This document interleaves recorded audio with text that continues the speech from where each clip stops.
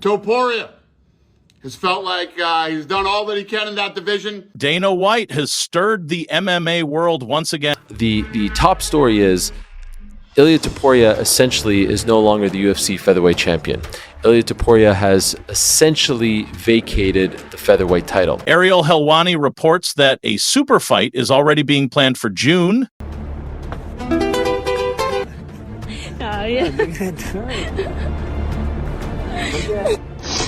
That's what I'm talking about. This shit means something to me, man. Michael Chandler has reacted to his upcoming fight with Paddy Pimblett, while Alexander Volkanovski has sent a message to Diego Lopez. In the meantime, Arman Tsarukyan accidentally pushed his coach out of the octagon during pad work training.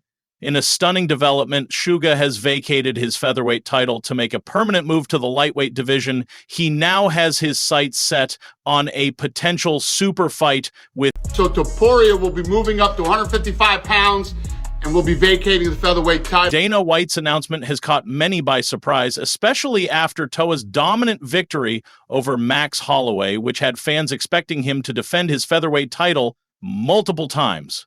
However, reports suggest that weight-cutting issues significantly influenced his decision. The big question now is who Toa will face at lightweight. While many fans are dreaming of an immediate title shot against Islam Makhachev, potentially the biggest fight of the year, some believe Dana White and Hunter Campbell are unlikely to give Toa a direct path to the lightweight title. That said, Dana White has been hinting for the past 2 weeks that something special is planned for Makhachev. Considering that, what other fight could it be if not Makhachev versus... You asked a question last night about Islam Makhachev and you had a smile on your face. And is there something special in the works with him? I'm just kind of reading the room a little bit. Is there something going on there? Yeah, you're very insightful. Islam Makhachev has made it clear that Ilia Topuria must first prove his worth by defeating a top contender before earning a lightweight title shot. Makhachev's manager Rizvan Magedov has also echoed this sentiment, suggesting that Topuria should fight Dustin Poirier or Charles Oliveira in a #1 contender match to prove he's a legitimate lightweight. They've already given a chance to the reigning featherweight champion who held the title for a long time. However, according to Ariel Helwani, a super fight between Makhachev and Topuria is already being planned for June. With this, the possibility of a Makhachev vs. Topuria showdown seems increasingly inevitable. The MMA community is divided on this potential fight. Some fans are excited by the idea, while others have accused Topuria of avoiding challenges at featherweight, such as fights against Makhachev's teammate Merab Dvalishvili or Diego Lopez. However, these accusations seem unfounded. Topuria has never shied away from tough competition, and his decision to move up to lightweight is primarily due to weight-cutting struggles, not an attempt to evade tough opponents. Even if Topuria had remained at featherweight, the UFC was unlikely to grant Dvalishvili a title shot anyway, given the division's current dynamics. One fan on X, formerly Twitter, expressed admiration for Topuria. However, some detractors still question Topuria's decision, with one fan writing, "How can you be a fan of a coward who blatantly ran from his division because he knew Makhachev was next?" Another comment read, "People are going to call him scared for wanting Islam, Dustin, Charles, or Lopez, or Makhachev." Topuria himself responded on Instagram saying, "Not like us." Despite the skepticism surrounding his move, Topuria has repeatedly proven his doubters wrong. There is still limited data on how he will fare at lightweight, aside from his fight against Jai Herbert. Yet even in that contest, Topuria showed his warrior spirit. He overcame adversity, bounced back from a tough moment, and scored a brutal knockout. Still, many believe that even if Topuria manages to defeat top contenders like Arman Tsarukyan, Charles Oliveira, or Dustin Poirier, he won't be able to overcome Makhachev. But this is Ilia Topuria we're talking about. He's shocked the world multiple times in his last 2 fights when almost no one gave him a chance. Yet he stepped into the octagon and proved everyone wrong. So, when it comes to a potential fight against Makhachev, who can really say what will happen? With Topuria vacating the featherweight title, the division is now wide open. Dana White has confirmed that Alexander Volkanovski will face Diego Lopez for the vacant championship at UFC 314, giving Volkanovski the chance to reclaim the belt he once ruled. All right, UFC 314 on April 12th, live from Miami, Florida. Tickets are on sale Friday, Ticketmaster.com. Number 1 ranked former champion Alex Volkanovski will be taking on number 3 ranked Diego Lopez for the vacant UFC featherweight title. Topuria has felt like he's done all that he can in that division, and he feels like he's cemented his legacy, and his body cannot make the weight anymore. So Topuria will be moving up to 155 pounds and will be vacating the featherweight title. So the way that this works is, as soon as the first punch is thrown in this fight, the title is vacated.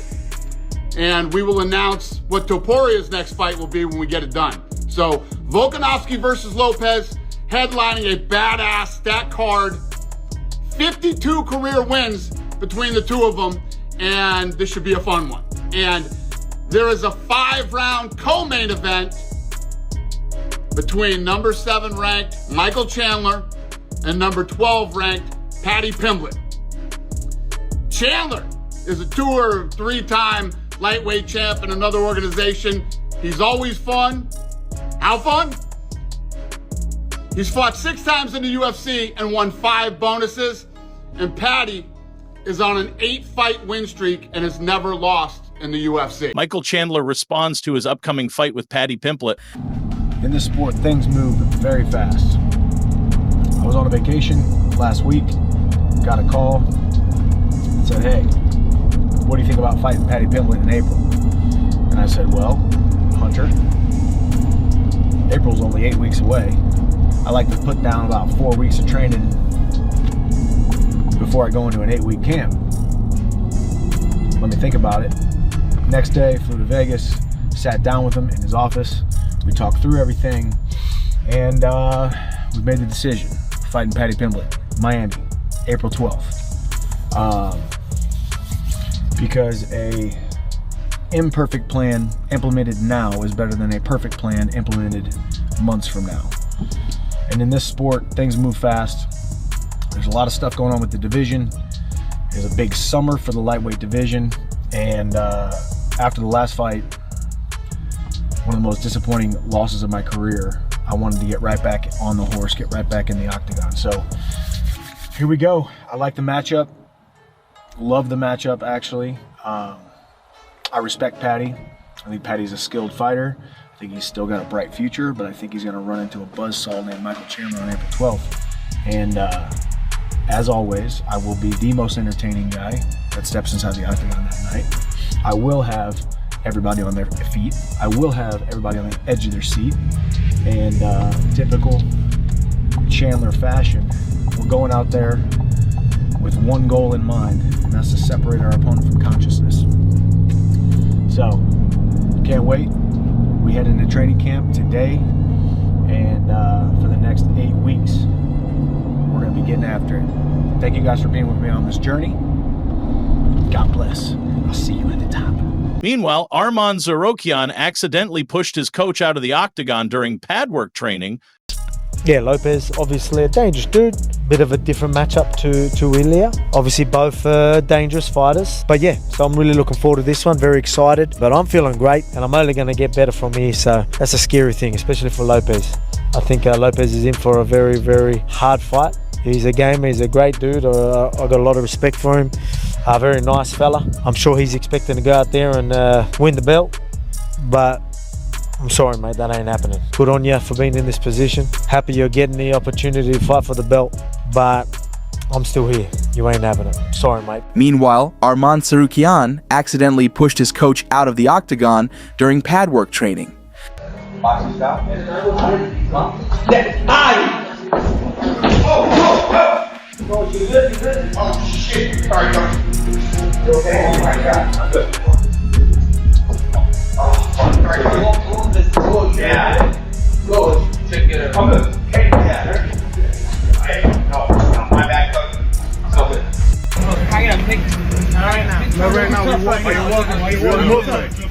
Thank you. Pagod, you na Alex Pereira. Man.